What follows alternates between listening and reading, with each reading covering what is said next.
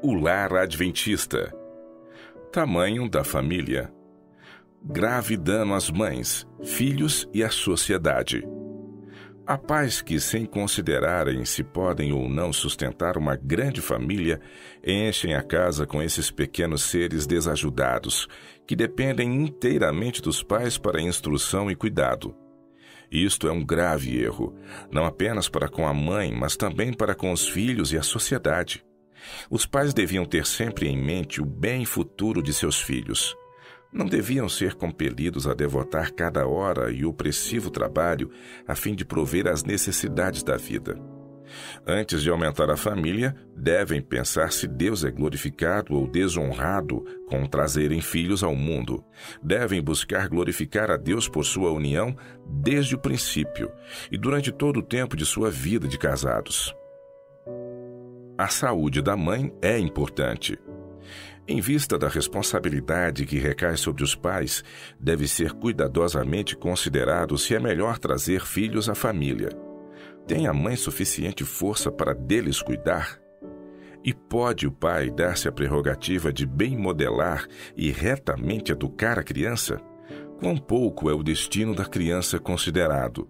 A satisfação da paixão é o único pensamento, e cargas são impostas à esposa e mãe que lhe minam a vitalidade e paralisam a faculdade espiritual. Com a saúde enfraquecida e o espírito desencorajado, ela se cerca de um pequeno rebanho, do qual não pode cuidar como devia. Faltando-lhes a instrução que deviam ter, eles crescem para desonrar a Deus e comunicar a outros os males de sua própria natureza. E assim se forma um exército que Satanás maneja como bem entende. Outros fatores. Deus deseja que os pais ajam como seres racionais e vivam de maneira que cada filho possa ser devidamente educado, a fim de que a mãe tenha força e tempo para empregar suas faculdades mentais para disciplinar os pequenos para a associação com os anjos.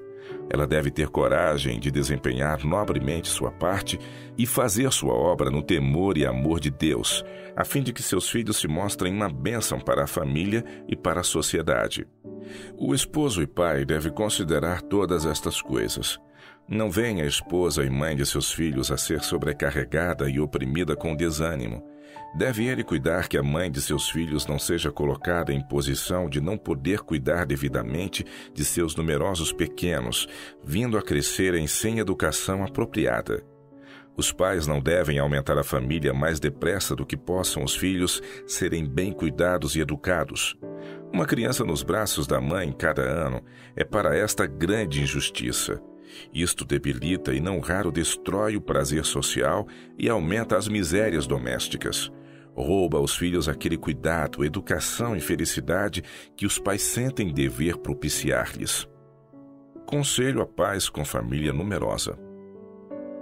A pergunta que vos compete fazer é: estou formando uma família para fortalecer a influência e engrossar as fileiras dos poderes das trevas, ou estou suscitando filhos para Cristo?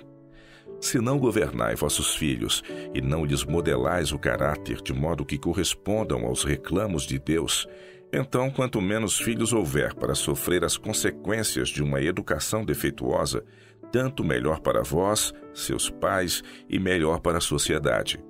A menos que os filhos possam ser educados e disciplinados desde o berço, por uma mãe sábia e judiciosa, que seja conscienciosa e diligente e que governe sua casa no temor do Senhor, talhando e moldando o caráter deles para que possam estar à altura das normas de justiça, é pecado aumentar a família. Deus vos deu raciocínio e quer que o useis. Pais e mães, quando sabeis que sois deficientes no conhecimento de como educar vossos filhos para o Mestre, por que não aprendeis vossa lição? Por que continuais a trazer filhos ao mundo para engrossar as fileiras de Satanás? Deus está contente com esta demonstração? Quando vedes que uma grande família sobrecarregará duramente vossos recursos, quando vedes que a mãe está cheia de filhos e que ela não tem tempo entre os nascimentos para fazer a obra que cada mãe necessita fazer, por que não considerais os resultados? Cada filho suga a vitalidade da mãe, e quando pais e mães não usam a razão neste assunto, que oportunidade têm os pais ou os filhos de ser devidamente disciplinados?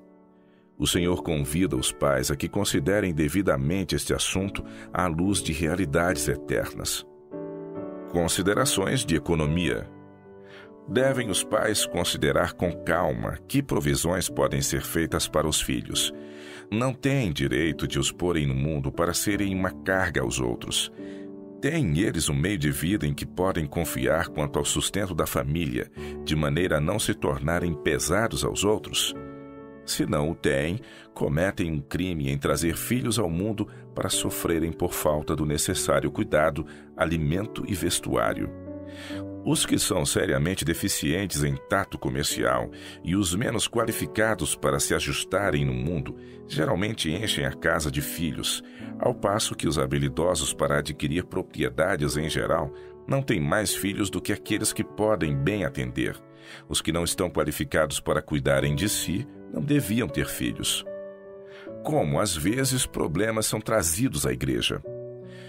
Muitos que mal podem viver solteiros resolvem casar e formar uma família quando sabem que não têm com que sustentá-la. E o que é pior, não têm o governo da família. Toda a sua conduta em família é marcada por hábitos de desleixo. Têm apenas pouco controle de si mesmos e são irascíveis, impacientes, mal-humorados. Quando estas pessoas abraçam a mensagem, consideram-se habilitadas à assistência de seus irmãos mais afortunados. E se suas expectativas não são satisfeitas, queixam-se da igreja e acusam-nos de não viverem sua fé.